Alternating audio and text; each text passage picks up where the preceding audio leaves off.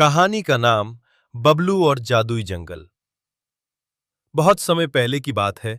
एक छोटा सा गांव था जिसका नाम था गुलमोहरपुर। वहां एक नटखट और जिज्ञासु बच्चा रहता था, बबलू। बबलू की उम्र तो सिर्फ 8 साल थी, लेकिन उसका दिमाग और दिल बहुत बड़ा था। उसे कहानियां सुनना और नए रहस्यों की खोज करना बहुत पसंद था।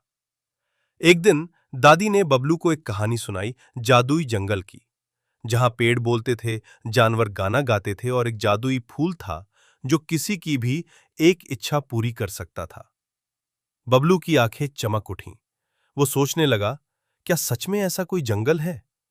अगले ही दिन वो तड़के उठकर अपनी छोटी सी थैली में कुछ खाना और पानी रखकर निकल पड़ा जादुई जंगल की तलाश में। बबलू चलते चलते दोपहर तक एक घने जंगल के पास पहुंचा।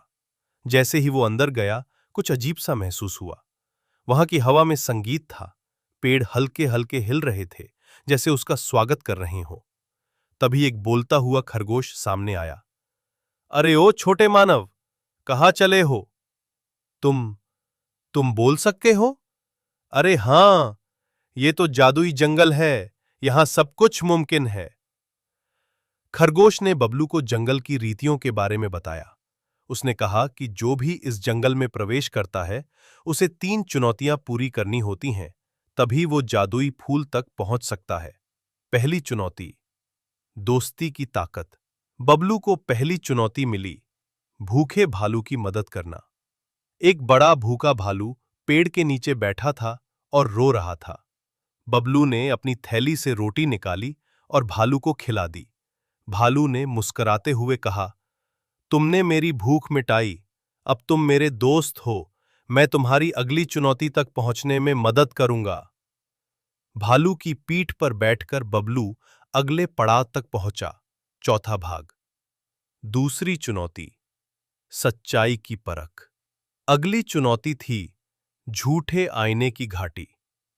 वहां एक आईना था जो हर किसी का झूठा रूप दिखाता था। अगर किसी ने अपने बारे में झूठ बोला, तो वो आईना उन्हें जंगल से बाहर फेंक देता था। आईना बोला, बच्चे, क्या तुम डरपोक हो? बबलू कुछ देर चुप रहा, फिर बोला, हां, कभी कभी मैं डर जाता हूं, पर कोशिश करता हूं कि डर को जीत सकूं। आईना मुस्कुराया और कहा, सच बोलने वालों को ही जादुई रास्ता मिलता है। जैसे ही बबलू ने सच बोला, आईना गायब हो गया और रास्ता खुल गया।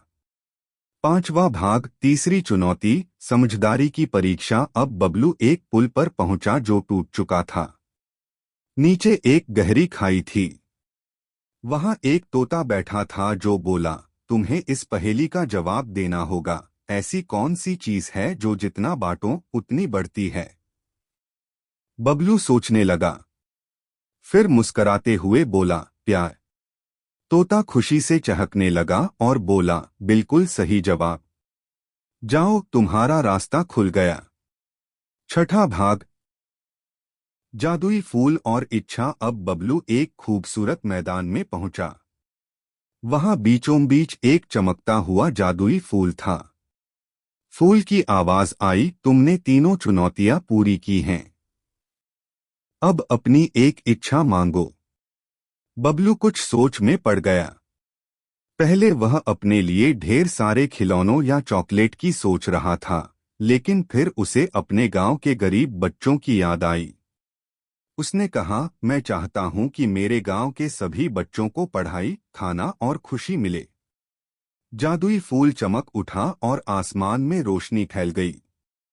अंतिम भाग, गांव में बदलाव। जब बबलू लौटकर गांव पहुंचा, तो वहां का नजारा बदल चुका था। स्कूल नया बन गया था, हर बच्चे के पास किताबें थीं और कोई भी भूखा नहीं था। दादी मुस्कुराकर बोली, बबलू, तू सच में हीरो बन गया। बबलू ने कुछ नहीं कहा, बस मुस्कुराया और आसमान की ओर देखा, जहां एक जादुई तारा उसकी तरफ झपक रहा था। सीख, मोरल ऑफ द स्टोरी, सच्चाई, दया और समझदारी से बड़ी कोई जादू नहीं। जब हम दूसरों के लिए सोचते हैं, तभी असली जादू हमारे जीवन में होता है।